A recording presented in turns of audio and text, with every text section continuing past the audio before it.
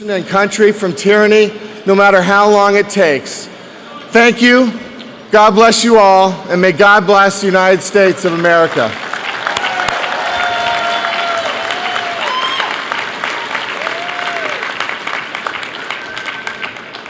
All right. And now we're going to make your dinner plate sing. Tonight, for the first time, Governor Jeb Bush and Attorney General Jeb Meese are going to, our surprise guests tonight began their musical career in 1943. They exploded onto the gospel scene as the one and only Georgia Clodhoppers. Don't remember them. Okay. Well, the story goes on. They did their part for the World War II effort by entertaining the scientists and their families who were secretly working on the Manhattan Project. In fact, they appeared so many times at the main uranium processing facility of the Manhattan Project that they eventually just changed their name to the town in Tennessee that seemed to be their home during the war. And they became the Oakridge Boys. They've won 2 Grammys, 8 Dove Awards, 4 CMAs, but with hits like Elvira, Bobby Sue, American Made. To us, they have just always been the bomb. Ladies and gentlemen, the Oakridge Boys.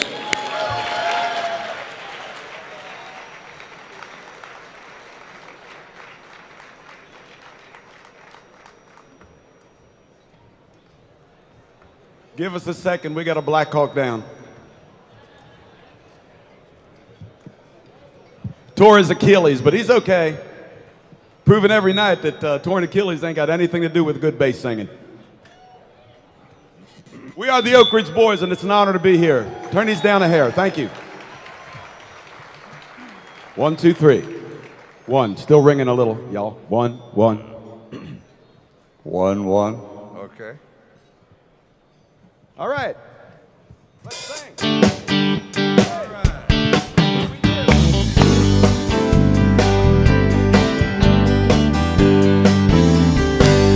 Seems everything I buy these days has got a foreign name. From the kind of car I drive to my video game. I've got a Nikon camera, a Sony color TV. But the one that I love is from the USA and standing next to me. Try this. My baby is American made, born and bred in the USA. From her silky long hair to her sexy long legs, my baby is American made.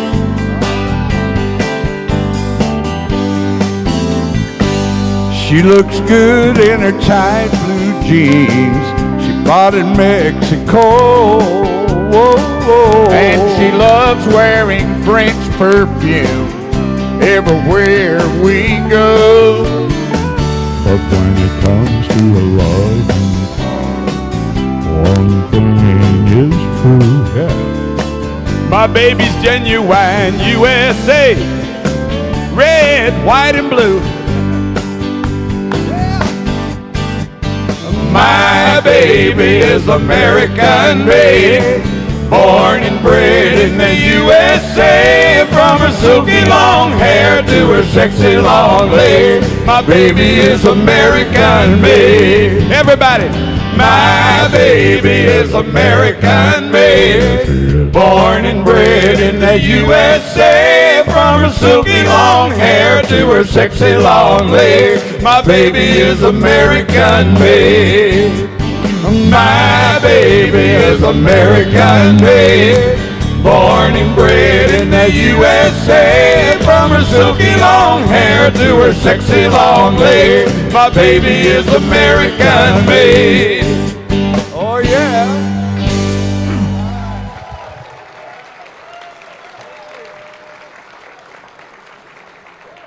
Thank you. We're not going to talk to you a whole bunch tonight because you've heard enough talk and we're here to sing songs. But I do want to tell you that first of all,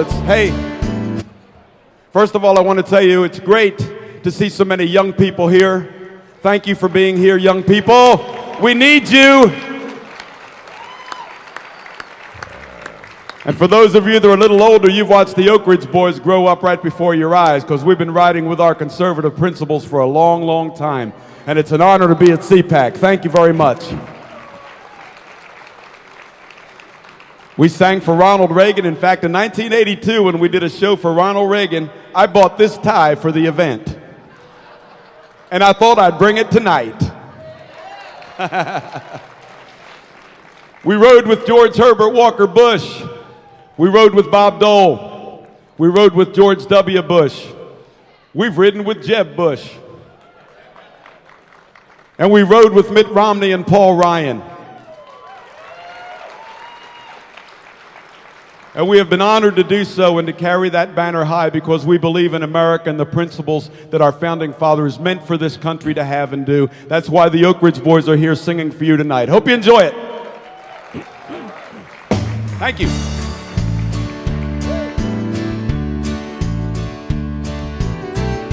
Bring up the track a little bit. She played tambourine with a silver jingle, and she must have known the words to at least a million tunes. But the one most requested by the man she knew as cowboy was a late night benediction at the Y'all Come Back Saloon. In a voice soft and trembling, she'd sing her songs to cowboy as a smoky halo circled around her raven hair. And all the fallen angels, the pinball playing rounders, stopped the game that they'd been playing for the loser's evening prayer. Faded love and faded memories, how they linger in her mind. Miles and years played the cowboy like an old melody, out of tune and out of time. Every night in the shadow, thinking back on Amarillo, he'd dream of better days and ask for faded love. Lifting high his glass in honor of the lady and her song, he paid his check, then slowly walked that broken cowboy home. Here we go. She played tambourine with a silver jingle, and she must have known the words to at least a million tunes. But the one most requested by the man she knew as cowboy was a late night benediction at the Y'all Come Back Saloon. Well, she played tambourine with a silver jingle, and she must have known the words to at least a million tunes.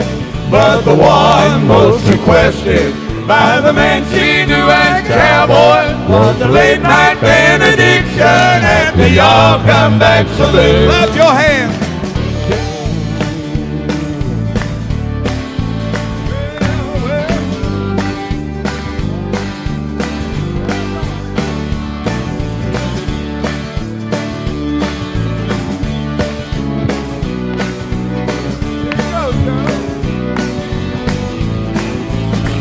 Well, she played tambourine with a silver jingle, and she must have known the words to at least a million tunes. But the one most requested by the man she knew as cowboy was the late night benediction at the Y'all Come Back Saloon. Well, she played, woo, yeah, yeah, yeah. Ha ha.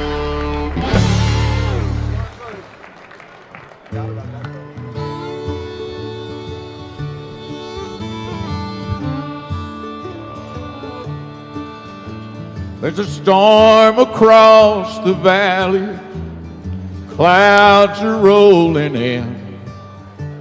The afternoon is heavy on your shoulder.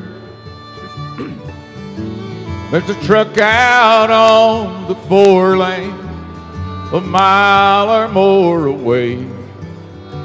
It's the whining of his wheels that makes it colder. He's an hour away from riding on your prayers up in the sky. 10 days on the road are barely gone. There's a fire softly burning, supper's on the stove. It's the light in your eyes that makes him warm. Hey, it's good to be back home again. Sometimes this old farm feels like a long-lost friend. And hey, it's good to be back home again. There's all the news to tell him. How'd you spend your time? And what's the latest thing the neighbors say?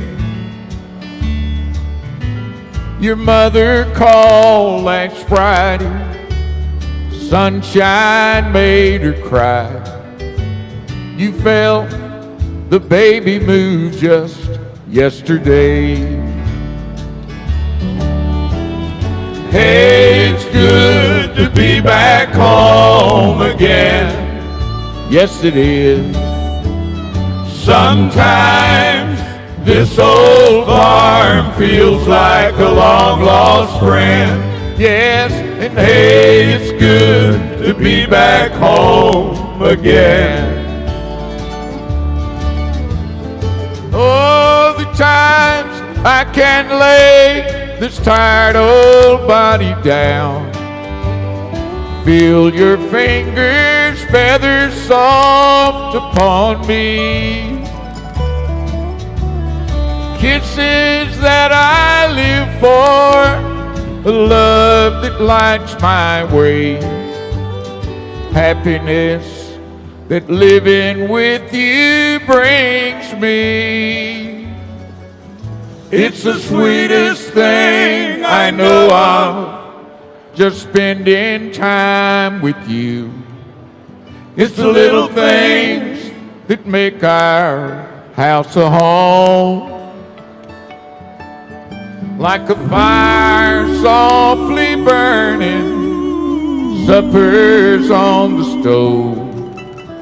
It's the light in your eyes that makes me warm. Sing it with us if you're not eating. Hey, it's good to be back home again. Yes, it is. Sometimes this old farm feels like a long-lost friend. And hey, it's good to be back home again. Goes good with salad, come on. Hey, it's good to be back home again. You know it is.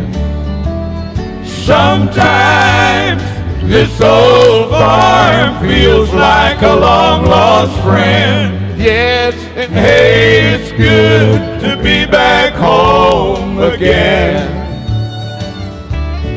I said, hey, it's good to be back home again.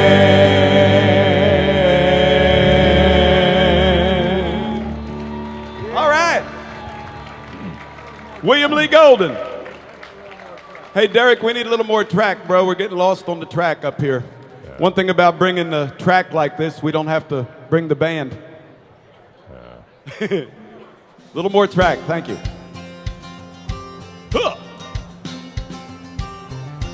Bring up the track a little more. Thank you. Woo! Oh yeah, Thank that'll you. work.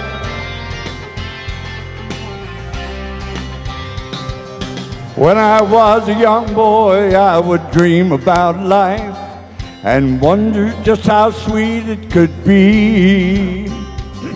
But baby, I got lucky when I met you that night. Now you'll always have this promise from me. No matter how high I get, I'll always look up to you.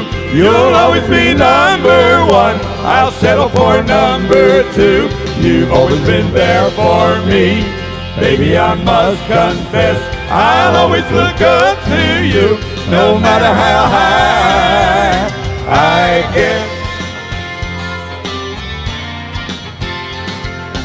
Up here on the mountain it gets crazy sometimes, so crazy I don't know what to do.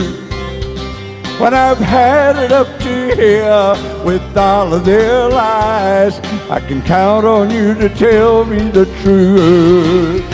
No matter how high I get, I'll always look up to you. You'll always be number one, I'll settle for number two.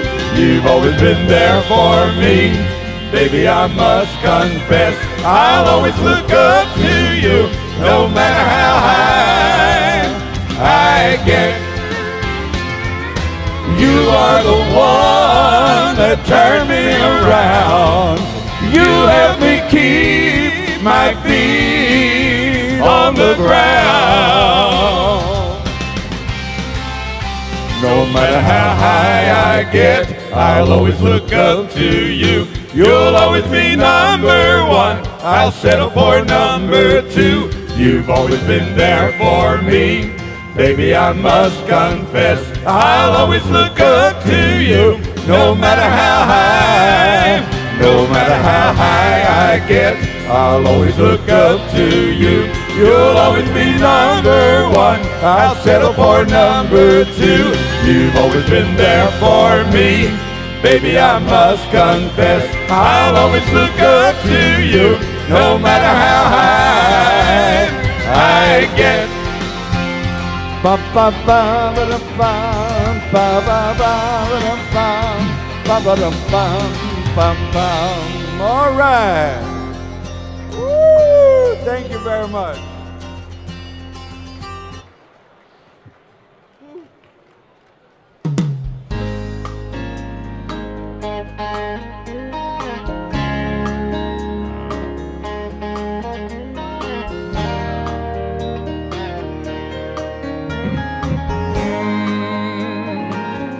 Can't you feel it in your bones? A change is coming on from every walk of life. People seeing the light. And can't you feel it in your heart now?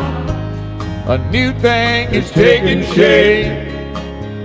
Reach out and touch a hand and make a friend if you can. Reach out and touch a hand, and make a friend if you can. Reach out and touch a hand, and make a friend if you can. Oh yeah.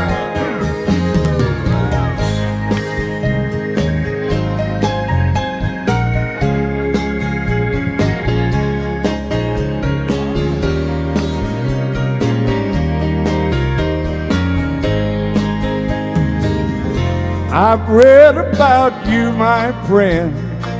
Ain't it time that you come on in?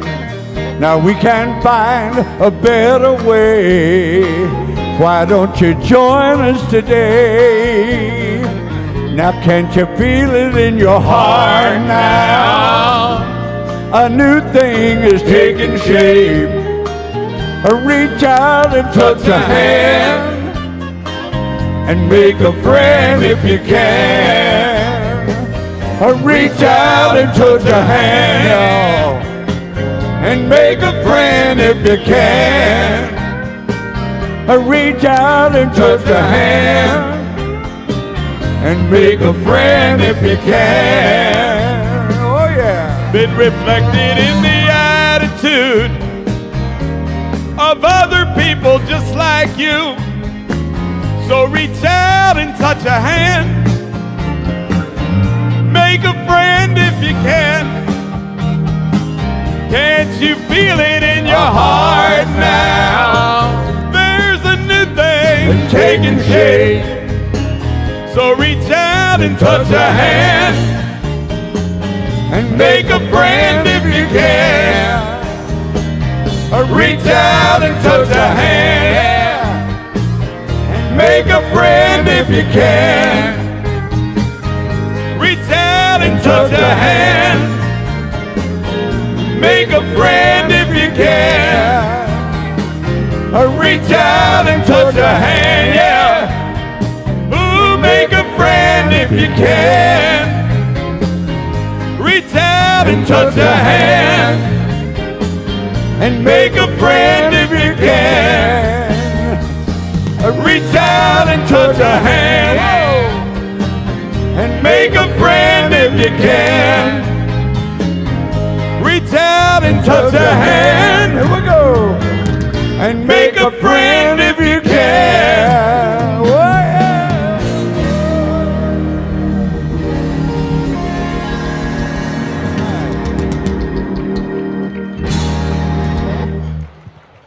Thank you.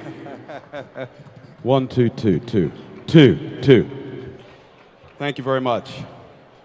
Let's try Sacrifice, Derek.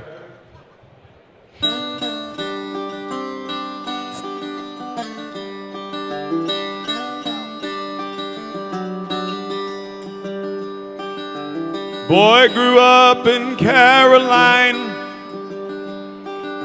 tobacco farm on the mountainside. Played football for the high school team. Fell in love with Sally Jean. Heard the call of his Uncle Sam. Headed off to Vietnam. When he comes home, gonna settle down. But somewhere in a river, the soldier died for me.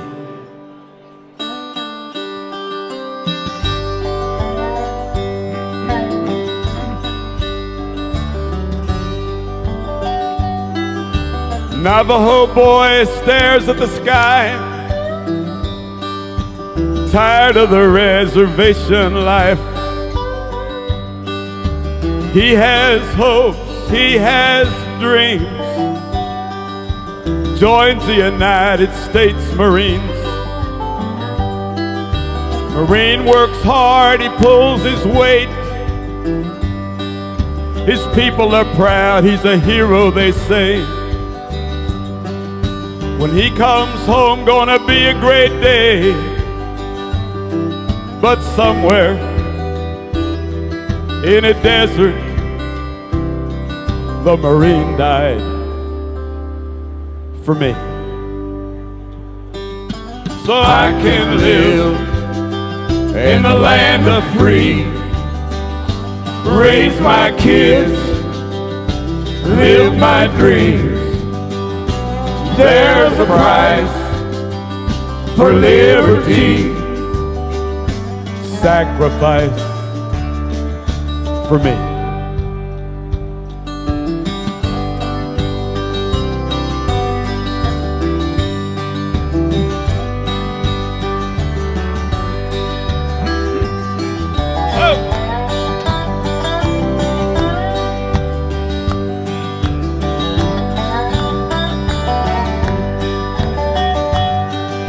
Punches that clock at 8:30, just like any other day. Brooklyn firemen calling home. Gonna be late, something big's going on.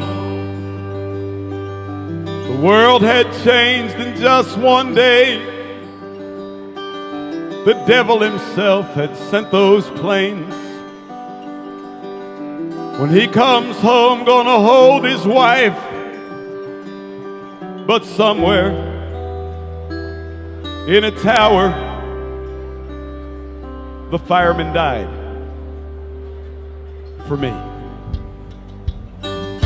so I can live in the land of free. Raise my kids, live my dreams. There's a price for liberty. Sacrifice for me.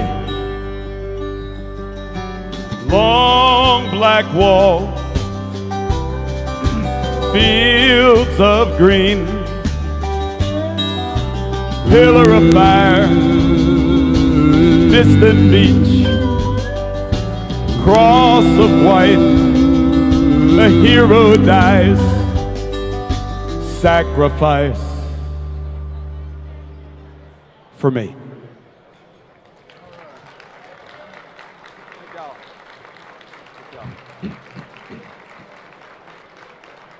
Thank you. Thank you so much. Main course here? What is it?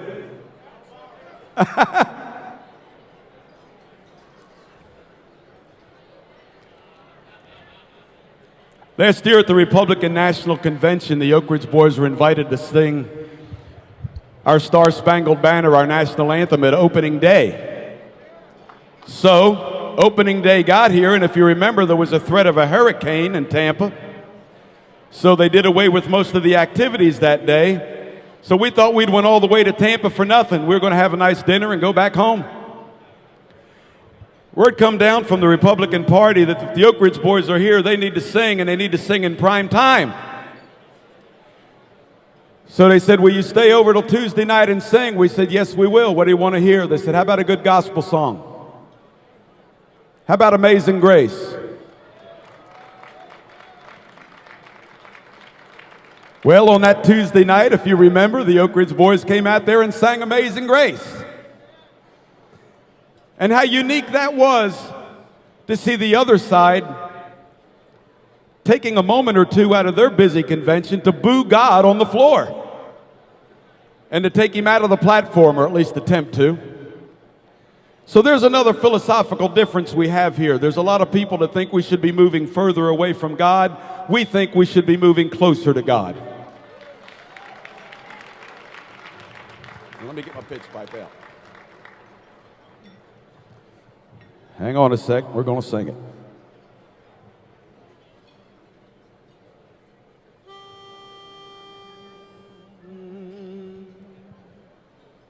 Is that right? Amazing grace, how sweet the sound that saved a wretch like me. I once was lost, but now I'm found. Was blind, but now I see. 'Twas grace that taught my heart to fear, and grace my fears relieved. How precious did that grace appear the hour I first believed. Sing this third verse with us, all right? When we've been there 10,000 years, bright shining as the sun, we've no less days to sing God's praise than when we first begun. Wow, Thank you for saying. Thank you. Yeah. Oh yeah.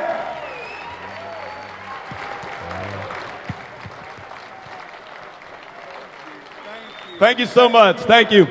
One more song I've got to tell you. I don't know how they found out. Don't know how they found out that last night we were in Virginia Beach, tomorrow we're in Lancaster, and tonight was off. But somebody found out. So, well, man, the Oakridge Boys can come by and sing for us while we eat. We're honored to do that. Thanks again for the great welcome, everybody. Next year, win! Win, please! Now our national anthem. Let's sing Elvira. Yeah. All right. Elvira, Elvira, Hey. my heart's on fire for Elvira. With eyes that look like heaven, lips like cherry wine, and that girl can sure enough make my little light shine.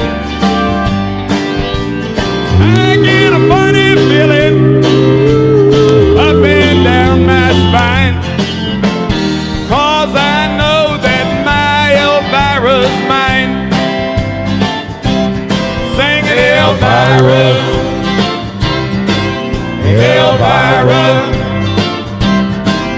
My heart's on fire for Elvira. Giddy up, Boom, papa, mow, mow. giddy up, Boom, papa, mow, mow. high oh silver, away. Tonight I'm gonna meet her at the Hungry House Cafe. I'm gonna give her all the love I can. Yes, I am. She's gonna jump and holler, I've saved up my last $2.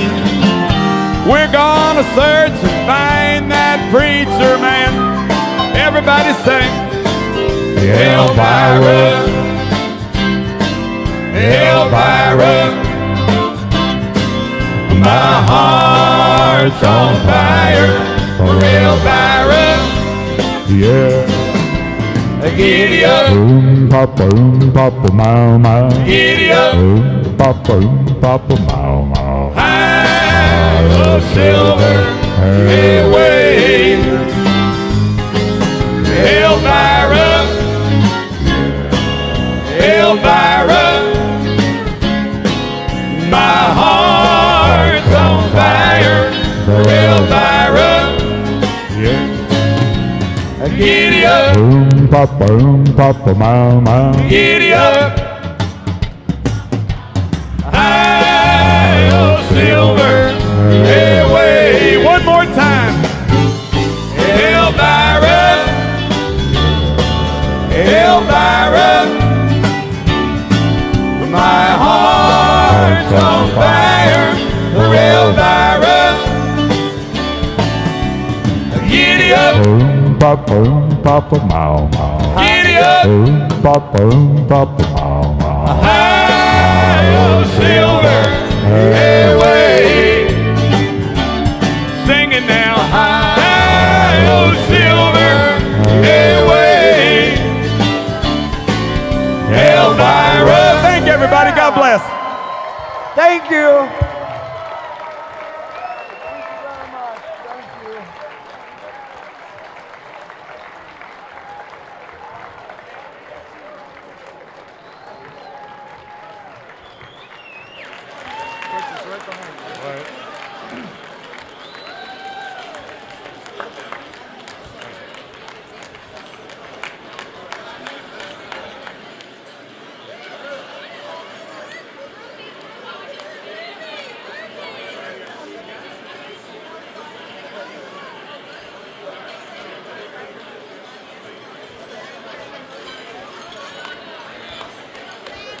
Thank you, sir. Thank you on behalf of myself and Wayne and everybody getting ready for what you do. You know, you're our favorite. Thank you. You need to bring us back. Yeah, We need to sing at that convention again. We'll do her. Love what you guys are doing too. You're doing great. Keep the fire burning. They're trying.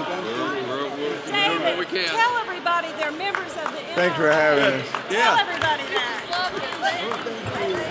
Yeah, I want everybody here to know that the Oakridge Boys are all life members of the National Rifle Association, and we appreciate everything they do for freedom, for the Second Amendment, and for the values that we all share.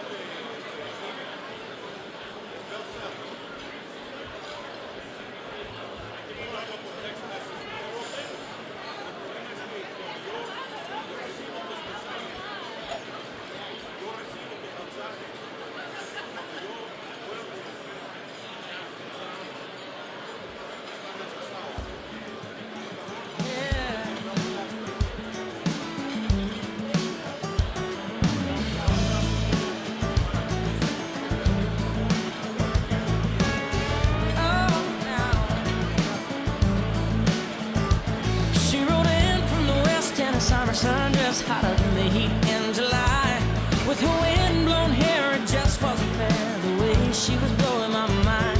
Have you ever noticed every hurricane gets its name from a girl like this? She's a cat five kind, keeps you up at night, hanging on to the end of a kiss. She's a beautiful miss. You're the kind you love to love, but what happens next? I got a feeling when the sun comes up, I'm gonna wish I had a storm warning. I'm gonna wish I had a sign. I'm gonna wish I had a little heads up, little leeway, a little more time. Or some kind of radar system locked in on love. I got a feeling by the time the night finds the morning, I'm gonna wish I had a storm warning. I'm gonna wish I had a storm warning. When you're burning your wheels somewhere between going and gone, you get so lost that you can't turn it off. You give in and you just turn it on. She's a heart full of rain, red lips like a flame. She's a girl from your favorite song. What a beautiful miss. One part angel, one part perfect, one part brick. The kind of flood you'll never forget. I'm gonna wish I had a storm warning. I'm gonna wish I had a sign.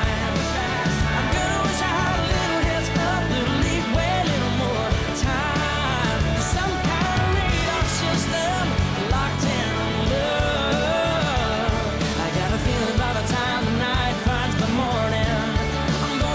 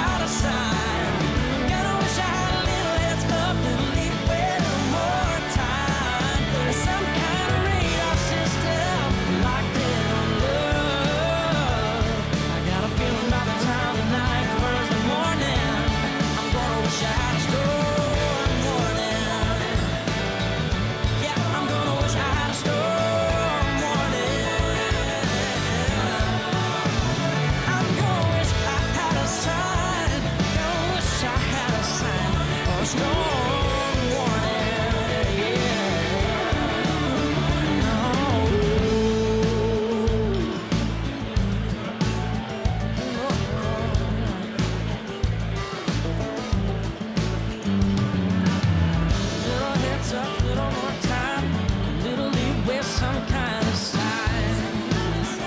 Would have been nice. Some kind of radar system. If I heard you out, would listen to the storm warning.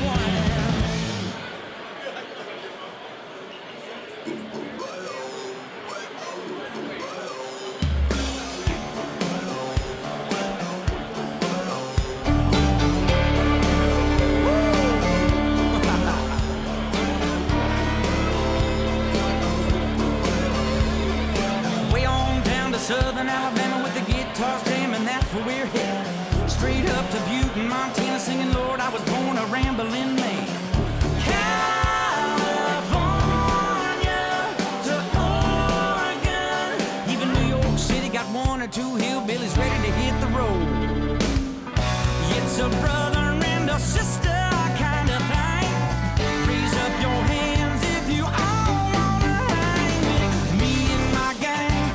We live to ride, we ride to live. Ladies and gentlemen, how's dinner? You need to know something. The Oakridge Boys, I'd have your attention a second, especially you over here. I'd have your attention a second. The Oakridge Boys came here tonight for you, and they came here totally free. And they brought Elvira. I think we should give them a hand.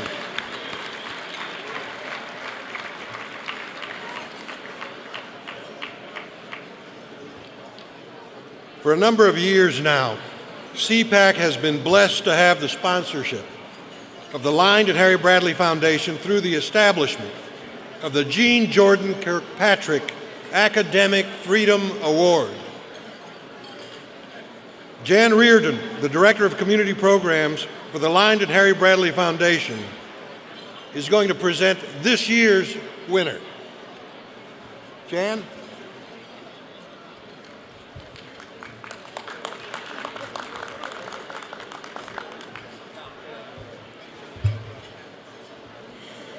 Freedom begins as an idea. And the open exchange of ideas is the linchpin of a free society. To be able to explore the limits of human understanding without fear of reprisal and without the stifling of the expression of ideas. But there is reprisal, and there are attempts to stifle ideas and their expression, and nowhere is that more evident than in our college campuses. It's been said that academic freedom has to live inside of you, that there has to be an inner freedom to rise above the constraints of your circumstances and to confront the truth. But there's another step, and that is the courage to speak out when you know that your ideas will not be welcomed. And Donald Downs has that courage. Don't let his mild demeanor fool you. He has the heart of a lion. He is an intellectual warrior who has stood out by standing up. Professor Downs is one of the nation's leading experts on and defenders of academic freedom and free speech on campus. At the University of Wisconsin-Madison, he has dedicated his career to opposing and reversing repressive policies and practices at a school that was once renowned as a pioneer in the national speech code and political correctness movements. All of us in this room are living through a remarkable turning point in the history of our nation and in the history of freedom. Even a few years ago, I don't think many of us could have foreseen where we would be today, faced by a rapacious and rapidly expanding federal government. We stand poised to determine whether we will continue to be a nation of free men and women or a nation of vassals. And that is why this award is important. Because freedom of expression, freedom of thought, and an environment that is genuinely tolerant of dissent is absolutely essential to who we are as a nation. Because we still are what Abraham Lincoln called the last best hope of earth. And so, for his courage and gentle relentlessness in the quest for free minds, it is my very great pleasure to present the Jean Kirkpatrick Award for Academic Freedom to Professor Donald Downs.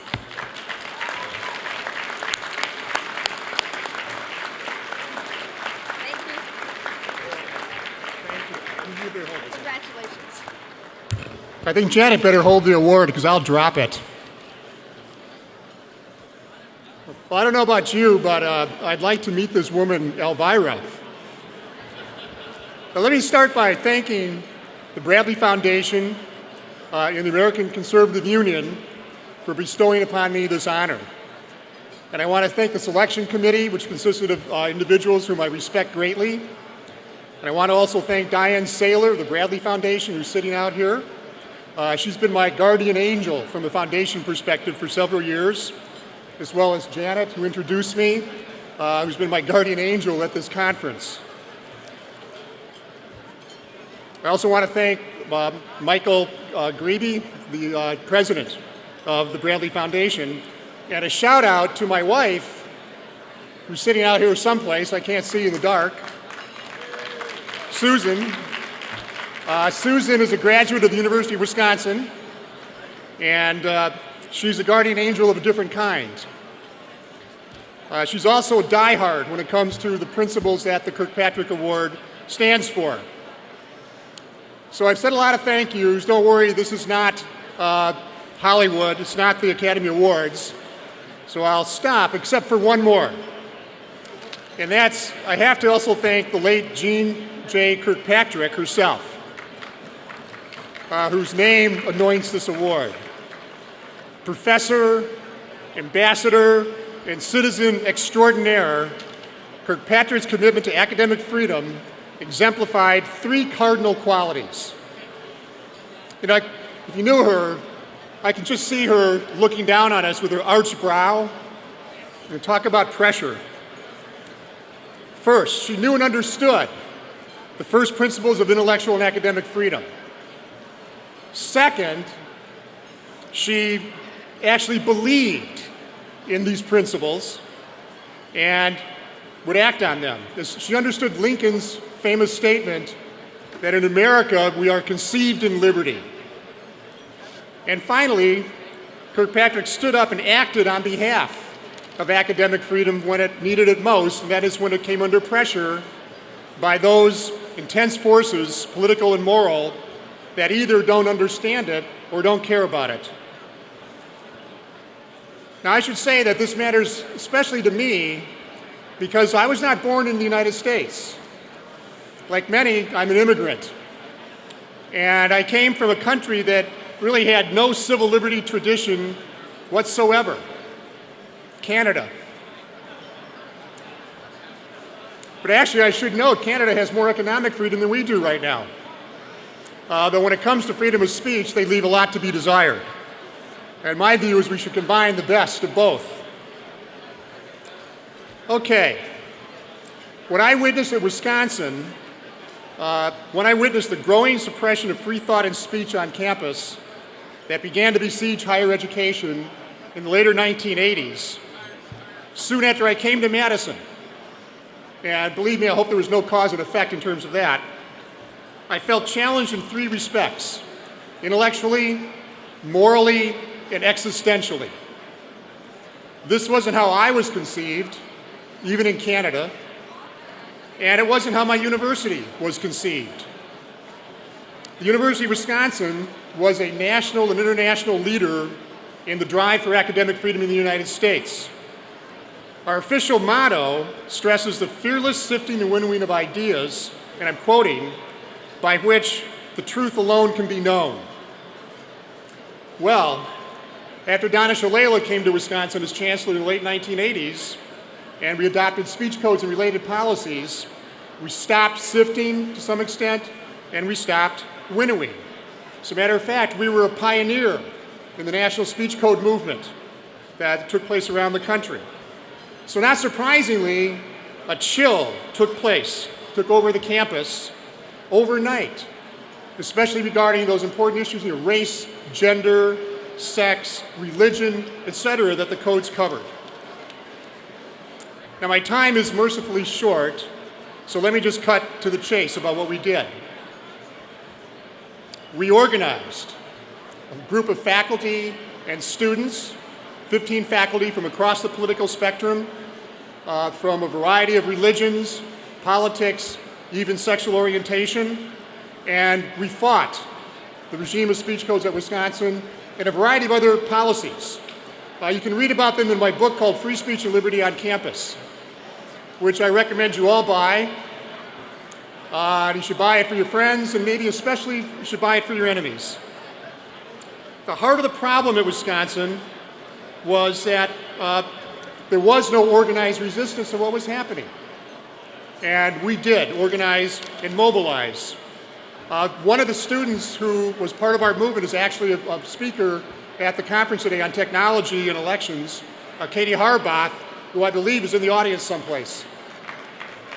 And she was a vital part of it. She was also worked for the Badger Herald, which is a newspaper on campus, which has always kept alive the traditions of this conference at Wisconsin. The group that we formed is called the Committee for Academic Freedom and Rights, KFAR. Not as sexy of an acronym as FIRE, the Foundation for Individual Rights in Education, but very similar in orientation. As a matter of fact, FIRE was formed partly in relationship to what it knew about us at Wisconsin in 1999 and 2000. Less than a year after coming to Wisconsin, FIRE was formed. So the Wisconsin story is about organization and mobilization on behalf of liberty on campus.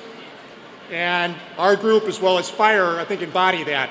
And I want to, in getting this award, I want to thank again the people that I thanked, but I also want to thank FIRE for being so inspiring and being a part of our movement. Never knew how to end a speech, so I'm just going to stop. That's it.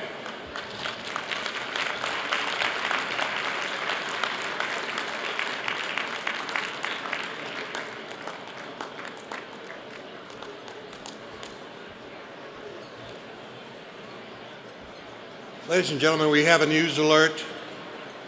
It appears President Obama has decided he's going to play golf again this weekend. Of course, you know he played over 100 rounds his first term. He's out to break that record. The good news is his golf game is improving, but he is $16 trillion over par.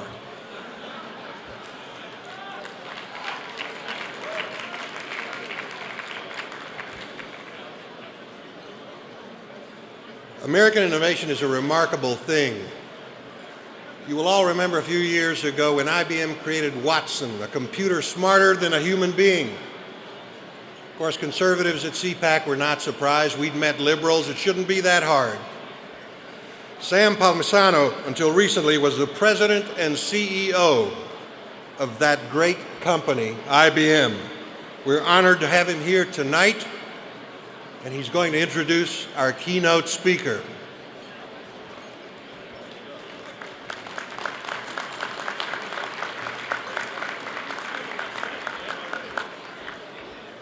Well, thank you and good evening. I'm humbled to be in the company of such great leaders, and it's really an honor for me to be able to introduce my good friend to you, Jeb Bush. As you heard in the introduction, I come from the private sector. I manage a small company known as IBM. We're only about 500,000 employees in 170 countries.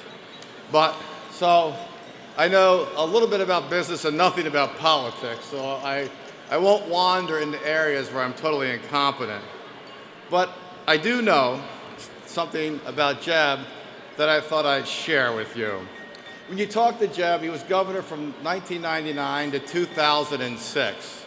But when you talk with Jeb today, all you hear about is his granddaughter, Georgia, who's 2 years old, who's Jeb's daughter, which I think is an incredible statement because undeniably Governor Bush was probably the most successful governor of his era.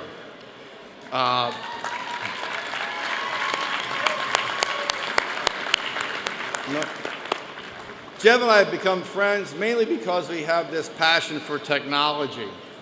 I've sort of spent 40 years in this stuff, and he loves to use it. He's very connected to the tech world, and he has a reputation for emailing his staff 2 and 3 in the morning and ask them to complete assignments by first thing. I share that passion. I used instant messaging so much at IBM, they called it Sam time. So mine were tweets before there was Twitter on the internet. But you might not know that in Governor Bush's portrait in Florida, he has a picture of himself with a BlackBerry. Now, Jeb, I was told I must say that you're now an iPhone user. So you've moved on, but I would suggest that the hottest technology now is the Galaxy G3S. So it's time to migrate again to the latest, since you like to be technology savvy. But I really do think that Jeb, known for getting results through what I'll argue are conservative principles, particularly in the area of fiscal policy and education, and reforming those areas. You might know, I'm sure you probably remember some of this, that he created more job opportunities for Floridians when he was in office. He did not raise taxes. In fact, he provided $19.3 billion in tax relief. And every single month as governor, he created more jobs than the country on average.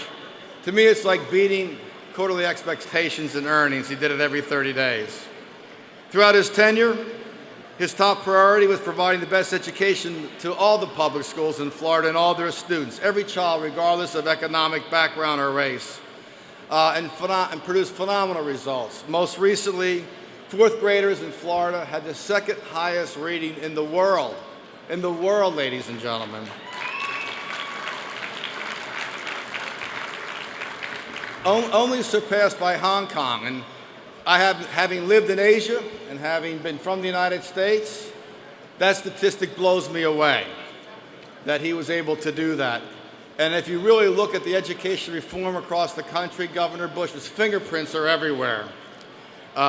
Something you might not know as conservatives, but I think you'll appreciate, that he also ensured that no child in Florida was turned away from the opportunity to have a safe and secure home. Jeb completely restructured the child welfare system in Florida by placing a strong emphasis on local decision-making, resulting in better outcomes for children, where children were served, where children exited foster care earlier within 12 months, more adoptions were finalized. Why? Because Jeb cares about people. And he knew as governor, and he knows today that conservative principles work because they lift all people. Jeb made that case in Florida with a diverse constituency.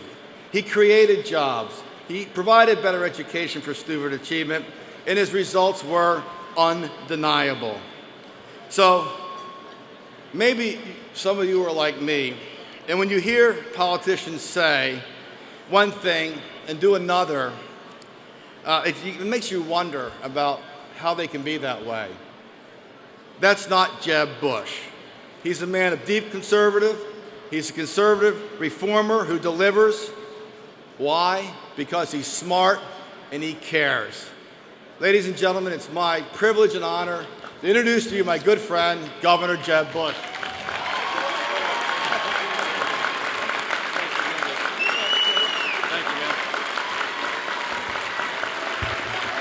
Thank you, guys. Thank you very much. Thank you all, Sam.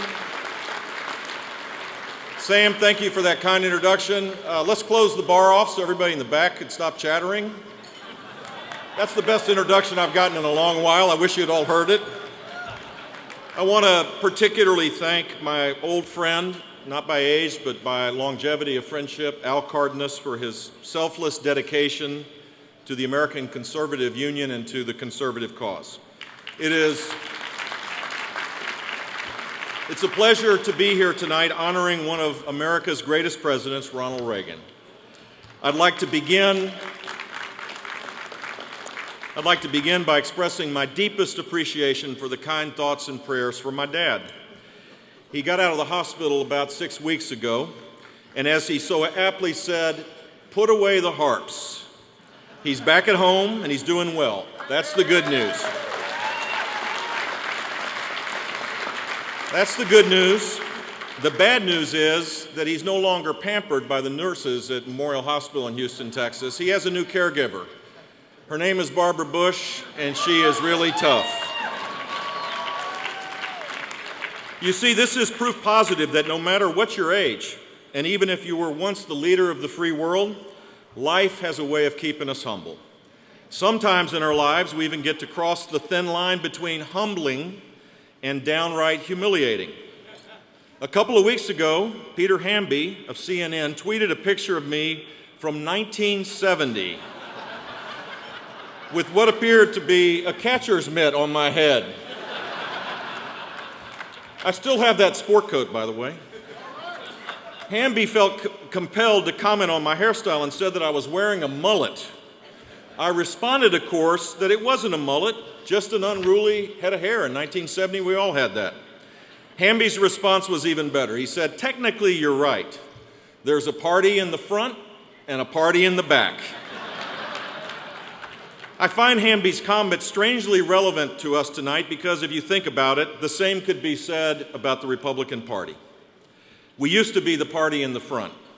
After this last election, sadly, we're the party in the back.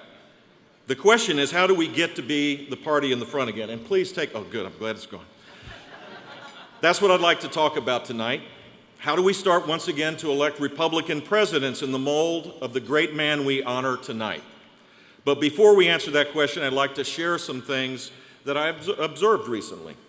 Some of you may know I had the privilege of serving as governor for Florida for 8 years. It was a blast, it was a joy. But since 2007, I've been involved in education reform around the country and pursuing my own business opportunities that have taken me around the globe. I travel a lot, and I've seen firsthand the explosive economic growth in places like China, Singapore, and Brazil.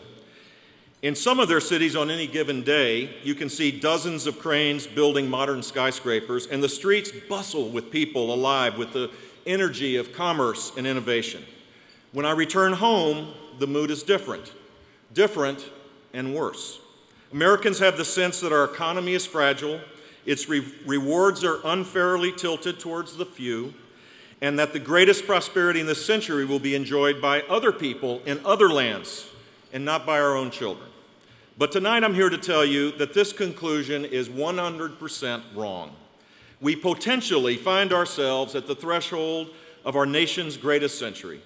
We can, as President Reagan did, restore the great confident roar of American progress and growth and optimism. Tonight, as surely as you sit here, the fundamentals are aligning in a way that could allow us to race past our global competitors and usher in a true American renaissance for the next 100 years. It's there for the taking if we have the courage to grab it and push beyond the problems that divide us today. Consider the facts. Take energy. With our new drilling technologies, America will soon have an energy surplus. This means trillions of dollars in new wealth for Americans. Trillions of dollars. And a foreign policy not overly influenced by oil. How about food? America will be the Saudi Arabia of grain in a century when the world is clamoring for more food. Just as crude oil determined the wealth and power of nations in the latter part of the last century, food will do so in this century. Technology, wireless communication, artificial intelligence, and rapid advances in life sciences are transforming at a breathtaking pace every facet of American business and daily life. Manufacturing jobs that were shipped to China a decade ago are now returning to America. But this time, the work is being performed by our robots. But the good news is that there are robots built in America by American workers, and along with low energy costs, create the potential for a new wave of American manufacturing in this country. Entire classes of diseases are on the verge of being eradicated by manipulating individual molecules on the surfaces of living cells. Driverless vehicles will flawlessly move people and products across our highways, never getting lost, never having accidents. Already a prototype driverless car has traveled more than 300,000 miles in the crowded maze of California streets without a single accident. 3D printing machines are being developed and downscale for home use that will allow you to instantly create thousands of objects at the touch of a button. Already cars are being designed and built that are printed from a computer. Or how about our youthful potential? As a nation, if we get immigration right, and I hope and pray that that's the case this year, we're going to stay young. By 2050, China will have more old people than America has people. America remains younger than all industrialized nations. These are but a few of our advantages, and collectively, they point toward a century of prosperity and world leadership that is unparalleled in world history. But there is a very dark cloud on the horizon. All of these advantages are at risk if the federal government continues on its arc of irresponsibility. Our federal spending addiction and the lackluster system of public education are the two greatest impediments to achieving our potential in this century. Conservatives have the solutions to these problems, and liberals have the proposals that will only make them worse. I know, as governor of Florida, I balanced our budget for 8 years in a row while cutting taxes every year. And I've dedicated much of my adult life trying to revolutionize our schools so they serve children and parents and not an indifferent bureaucracy. But you must know this. All of our successes at the state level and all of the work being done in the private sector that's incredible can be undone if we continue to lose presidential elections. We'll forfeit our ability to chart a better future for our republic. This would be tragic in every sense of the word. So when I think about our options going forward, I think about Sam Palmisano, who was kind enough to introduce me tonight. As you know, Sam is the former CEO of IBM and probably the best CEO in America in the last decade. Sam's also just a fantastic human being. He's easy to talk to, but he's also a visionary and a true leader. Sam told me an amazing story. He was deeply involved in assembling the team that created Watson, a supercomputer that can understand natural language with all the ambiguities associated with human speech. Watson can breeze through more than 200 million pages of text to find an answer in less than 3 seconds. So what do you do when you have this kind of amazing capability at your fingertips? Naturally, you appear on a TV game show. Watson competed on the game show Jeopardy and easily defeated the all-time human champion, Ken Jennings. Do you know what Watson's doing today? Watson is saving lives. Watson is now being used in research hospitals like Sloan Kettering to diagnose and suggest treatment options for desperately ill cancer patients. Watson's able to look at all the available information, listen closely, and make critical medical recommendations without the personal biases that afflict mere mortals. The thing that most astounds me is that Watson can learn from his past mistakes, and every decision that it makes helps the next decision to be a little more accurate. The first round of Jeopardy, for example, ended with Watson tied for first place with $5,000 in winnings. By the time the second match ended, Watson had won over $77,000 and Ken Jennings had only won $24,000. A little scary, right? Well, I wonder what Watson would say if it brought all that computing power to bear on the political future of the Republican Party. First, Watson would probably note that Republicans lost the popular vote in 5 of the last 6 presidential elections. In those 6 elections, Watson would be quick to point out that Democrat candidates received 26,064,651 more votes than our Republican candidates. That's a staggering number. How could it be? If Watson were to read the blogs, the tweets, the Facebook posts that mention the Republican Party, it would find that all too often we're associated with being anti-everything. Way too many people believe Republicans are anti-immigrant, anti-woman, anti-science, anti-gay, anti-worker, and the list goes on and on and on. Many voters are simply unwilling to choose our candidates, even though they share our core beliefs, because those voters feel unloved, unwanted, and unwelcome in our party. So tonight, my thought is this. If Watson can learn from its past mistakes, so can we. This means that we must move beyond the divisive and extraneous issues that currently define the public debate.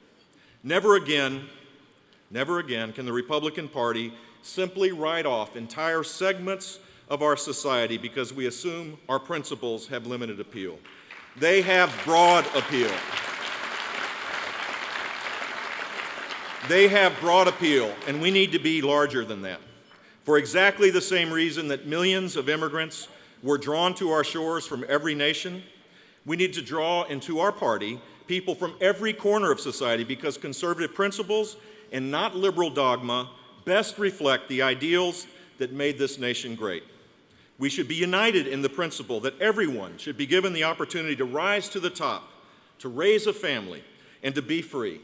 Our core principles, greater individual responsibility, more personal freedom, smaller and more effective government, are the only principles that can offer our children the full measure of their potential in the greatest of American centuries. I'm here to tell you there is no us or them. The face of the Republican Party needs to be the face of every American, and we need to be the party of inclusion and acceptance.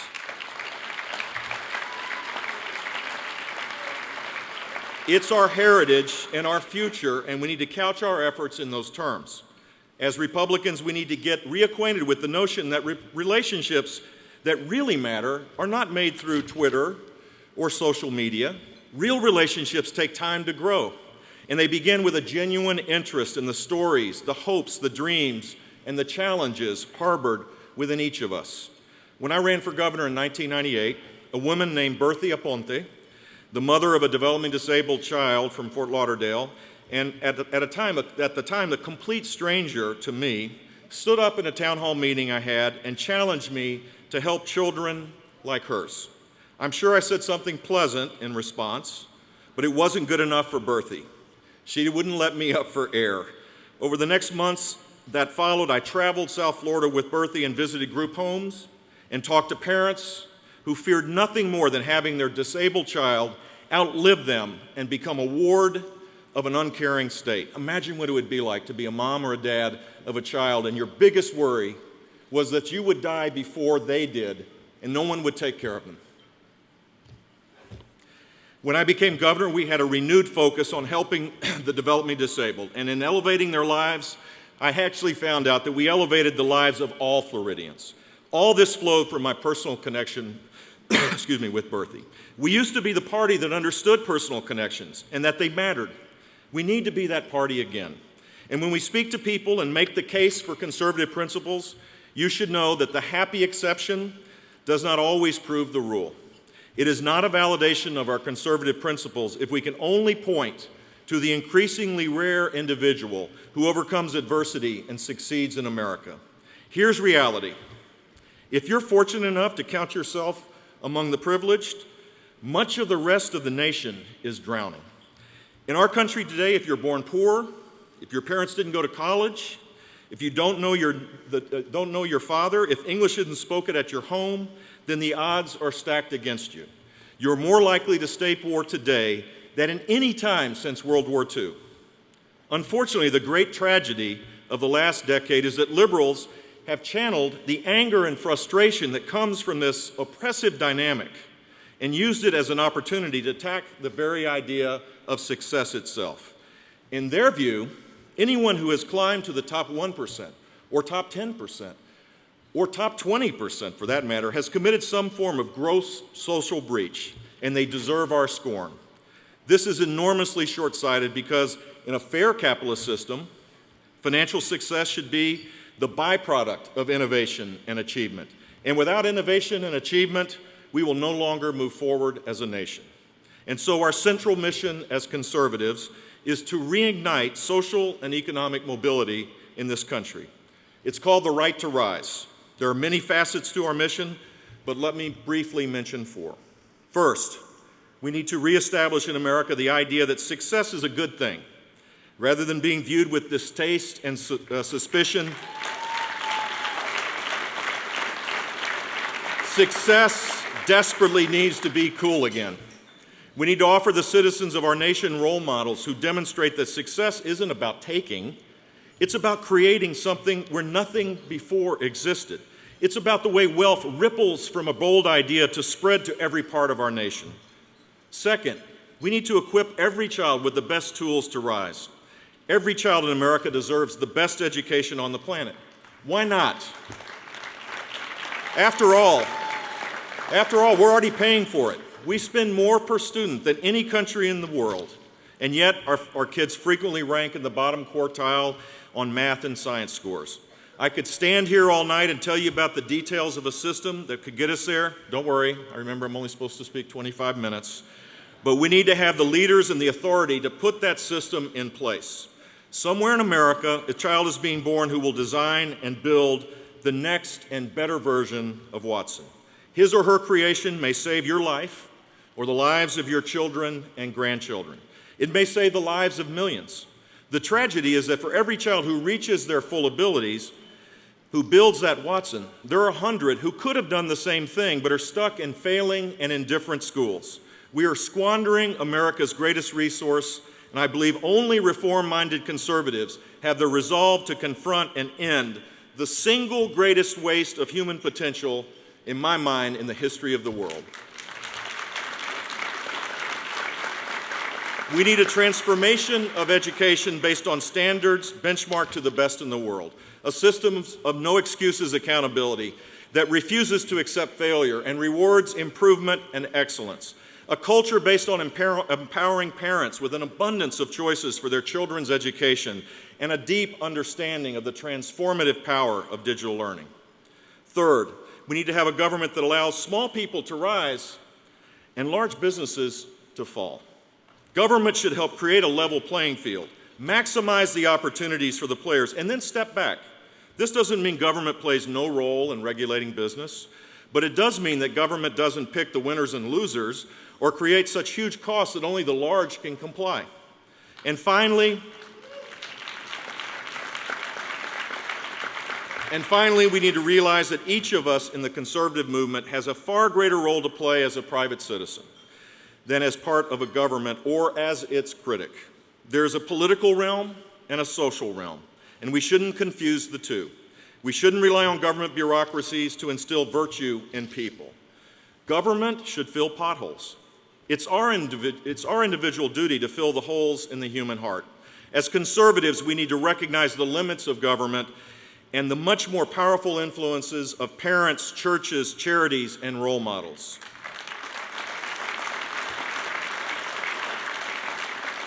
We can do so much more by setting an example and by living our principles than by merely taking.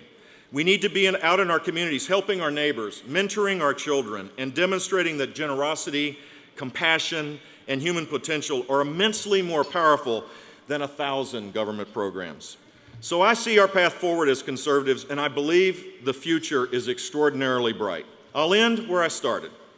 As to the rumors of the demise of the conservative movement, as my dad said, put away the harps. We have within our grasp the means by which our country will reclaim its momentum, leave its imprint on this remarkable century, and secure a better future for all. God bless you all. Thank you for coming. Thank you.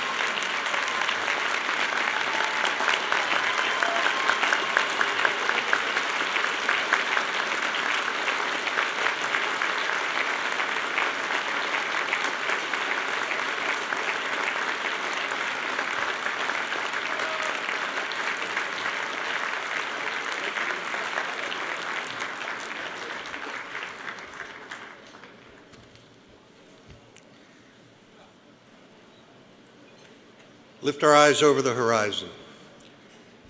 There's a better America waiting for us right there. The Defender of the Constitution Award is one of the most prized awards that CPAC gives. To present the award this year is the President of Judicial Watch, who is this evening's sponsor, Mr. Tom Fitton.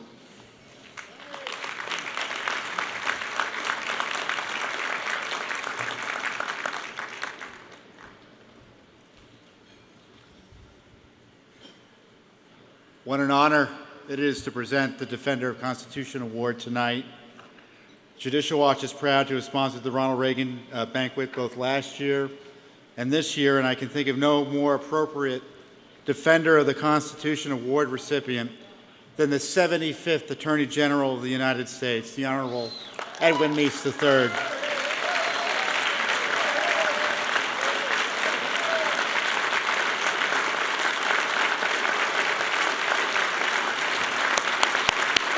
As one of Ronald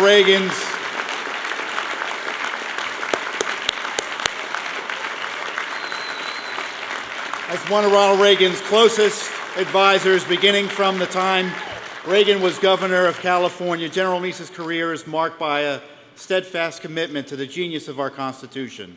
During the Reagan administration, no one but the president, who made the actual appointments, did more to place on the bench adherence to what General Meese has called jurisprudence of original intention. But General Meese... yeah, sit down, please. You don't have to... But General Meese did more than get great constitutional judges on the bench. He went to the American people to educate them about the importance of appointing judges who strictly construe the Constitution.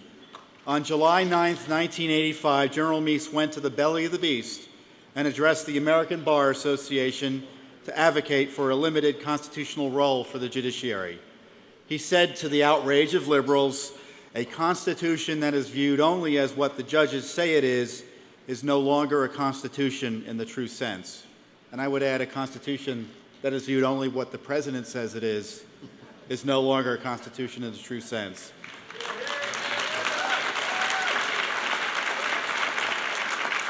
Thus began what would turn into an historic campaign by Attorney General Meese to educate Americans about the conservative approach to interpreting the Constitution. That 1985 speech changed the course of history and put our conservative views on the judiciary into the ascendancy. The country benefits to this day from his leadership in defending our Constitution. Ed Meese motivated a generation of lawyers and activists to take back our courts from liberal judicial activism. Even President Obama's appointees to the Supreme Court promised in their confirmation hearings not to make law, but to strictly interpret the Constitution. Numerous Reagan appointees continue to serve with distinction on the Supreme Court and other federal courts. And I think we can all agree that someone has to get an award for helping put Justice Scalia on the Supreme Court.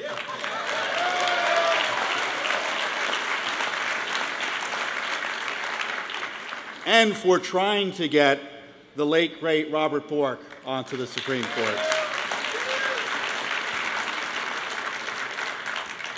After he left the Reagan administration, Ed Meese continued defending the Constitution at the Heritage Foundation, where he became its Ronald Reagan Distinguished Fellow, and also later running its Center for Legal and Judicial Studies, which promoted the importance of filling judicial vacancies with qualified men and women committed to interpreting the Constitution according to the founding document's original meaning. Appropriately, the center is now the Edward Meese III Center for Legal and Judicial Studies. For 25 years from his perch at Heritage, General Meese nurtured the conservative public interest law movement into an impactful, innovative force for the rule of law and our nation's founding constitutional principles. He's a graduate of Yale University. He obtained his law degree from the University of California, Berkeley. He is married to his high school sweetheart, Ursula, who deserves her own special recognition. And Mr. Meese also served his country in the United States Army for over 30 years, retiring with the rank of colonel.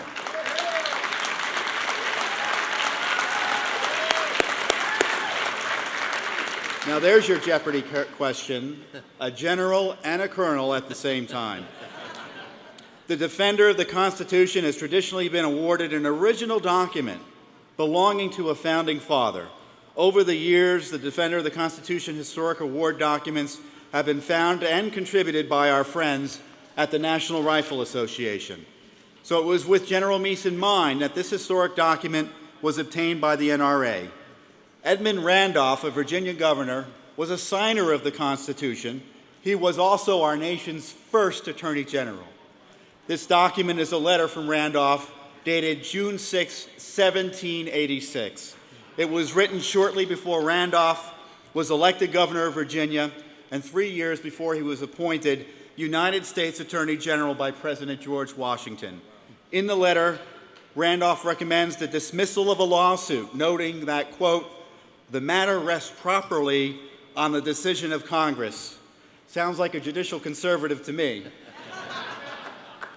So on behalf of the American Conservative Union, all of us here at CPAC tonight, and through the generosity of the National Rifle Association, it is my distinct honor to present the 2013 Defender of the Constitution Award to the 75th Attorney General of the United States, the Honorable Edward Meese III. Thank you.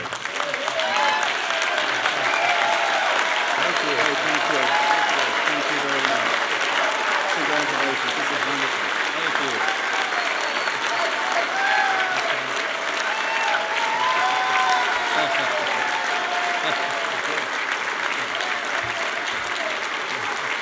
Thank you.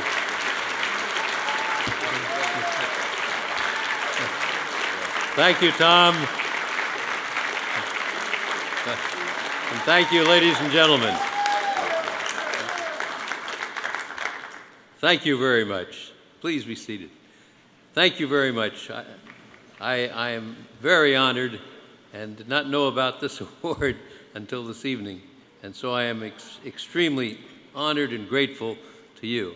I can't think of a better award than to receive the Defender of the Constitution Award at the Reagan dinner being presented by the ACU at CPAC, and when the award was actually developed and given by the National Rifle Association. What a great combination.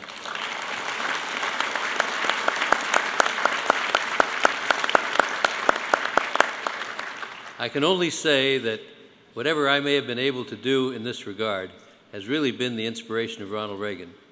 As long as I've known him, from the very first day I met him in December of 1966 and began service in 1967 as his legal affairs secretary, he was always dedicated and determined to promote the ideas of the founders, and particularly the ideas of the Declaration of Independence and the Constitution of the United States.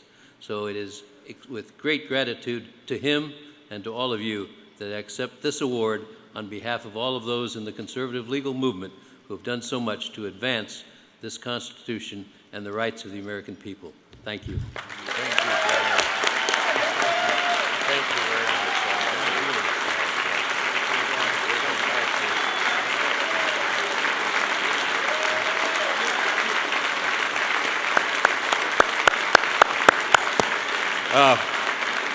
What an honor.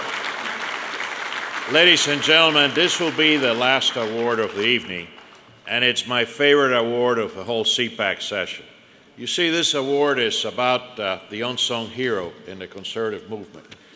Governor Bush, in his great remarks, mentioned little Grace. Gracie, who he met and became, because of her unsung hero efforts, an influence in helping the lives of so many people in Florida.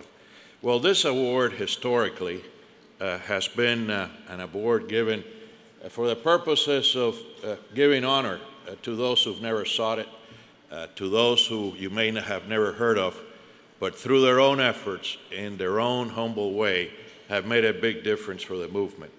And because of that, it's really my favorite award. We've had so many great leaders come through CPAC, not only this, but our 40th anniversary, but every year. But every year I stand up here, I choke with emotion, because it's a real genuine pleasure to do this. Well, okay. So, having said that, it's my honor tonight to announce the winner of the CPAC Reagan Award. As I said earlier, it's near and dear to my heart, and it's given annually to a conservative leader fighting in the trenches for the principles embodied by Ronald Reagan. In the words of ACU board member Jameson Campaign, our award winner tonight is a longtime selfless, dedicated, courageous, and distinguished academic who at great personal sacrifice has held together one of the few solid, traditional, conservative academic enterprises against tremendous odds. Further, Jameson states that this person has made a contribution to the long-term strengthening of American conservatism that is far greater than people realize. He's done so quietly, gaining the appreciation of many intellectuals, but little gratitude from the larger conservative movement. And tonight, we plan to change that. Many people in the movement first became aware of him in Young Americans for Freedom.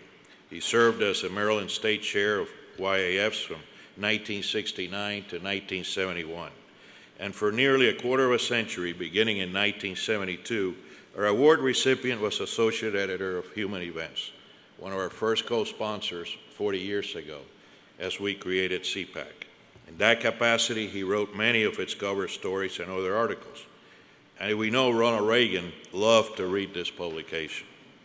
These writings were, of course, unsigned, and the authors are unknown. To the world, they were the opinions of human events. As you may have guessed tonight, we're honoring Joe Baldacchino. In 1984, Joe joined with Professors Class Ryan and the late Russell Kirk to found the National Humanities Institute. From the beginning, Joe carried the main administrative responsibility, but he contributed in a major way to the formation of the Institute's ideas and missions. Keeping the Institute alive was very hard, with a wife and children to support on our meager salary, not because there's anything wrong with its thinking and long-term strategy, because few people then understood that. If you wanted to permanently change society for better politically, you must first change the culture, the mind and the imagination, the arts and entertainment. And at a very great personal sacrifice, he kept the Institute alive, year in and year out. And the reach and influence of the Institute just kept growing in extraordinary ways. NHI spreads its message through its academic journal, Humanitas, of which he's co-editor, its epistolae, considered occasional papers, and its website. And a primary goal is to investigate and communicate to others ways of returning the United States to its historic roots as a limited constitutional and federal republic. He's truly a conservative hero, a person of amazing selflessness and persistence. He's received virtually no worldly recognition for his marvelous contribution to the American conservatism. And so it's with pleasure that I bestow upon Joe Baldacchino the Reagan Unsung Hero Award. Congratulations, Joe.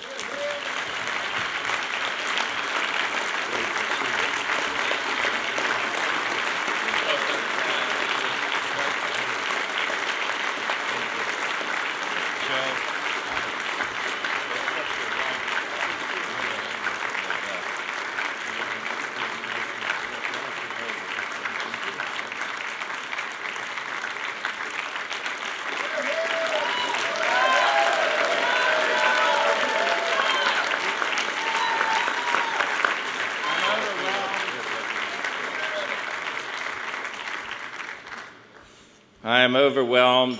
I never expected this. I covered CPAC. I wrote about the first CPAC and about 25 more for human events over the years. Never thought I'd ever be up here. I'm a writer, not a speaker. But I certainly appreciate it. My institute, the National Humanities Institute, what we believe is that if you really want to improve the politics, you have to start with the culture. And that's what we've been working at now for, it'll be 30 years this coming year. And if you'd like to know more about it, just remember, nhinet.org. Thank you very much. Thank you. Bye-bye. Thank you. Thank you. Want to stay up here a second while we close our program? Okay. Why don't you stay up here with us while we close our program this evening?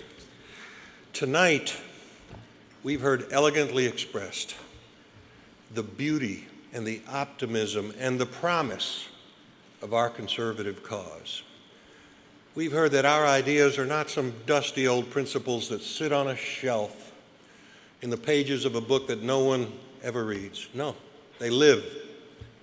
They're the ideas that light the path to the future and are going to take us to a new century of opportunity, growth, and prosperity that every American deserves.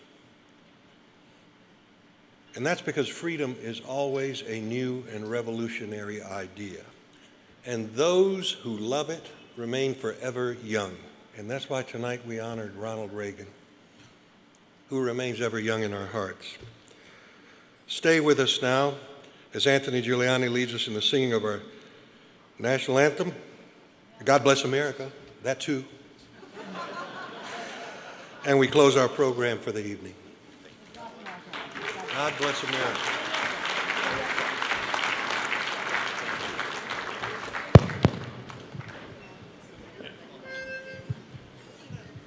While the storm clouds gather far across the sea, let us swear allegiance to a land that's free. Let us all be grateful for a land so fair as we raise our voices in a solemn prayer. God bless America, land that I love. Stand beside her and guide her through the night with a light from above, from the mountains, to the prairies, to the oceans, white with foam. God bless America, my home, sweet home. One more time for President Reagan. God bless America, land that I love. Stand beside her and guide her through the night with a light from above. From the mountains to the prairies, to the oceans, white with foam. God bless America, my home, sweet home.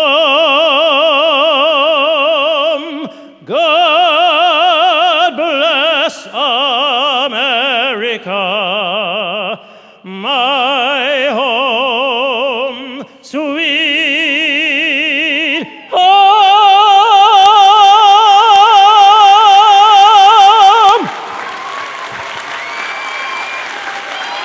Wonderful, Joe.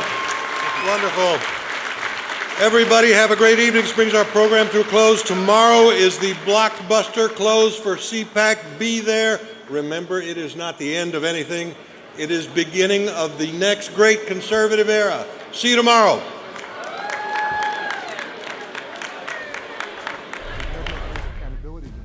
They play lip service to being the most transparent administration ever. Too many politicians here in Washington think the rules don't apply to them. It's an abuse of power. It's corruption. So why don't you give us those documents? The conclusion that I come to is there's some things in there that you don't want us to see. Judicial Watch pursues corruption because no one is above the law.